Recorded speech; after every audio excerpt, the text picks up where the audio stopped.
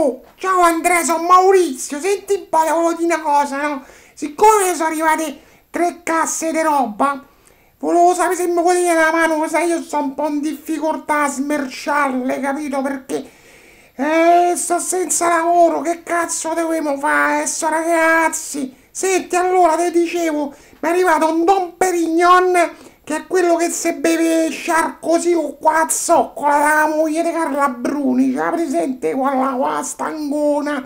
Poi c'avrei un Bordeaux del 78, che praticamente questa è una poesia proprio sto vino, devi sentire che roba.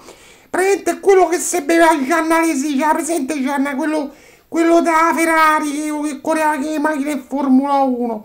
Poi ci starebbe un Borgogna d'89 che praticamente è quello che ci si faceva i gargarismi Gerard Depardieu. C'era presente Gerard Depardieu, quello che fa i firmi. Vabbè, senti, mo te lo faccio di... Carla!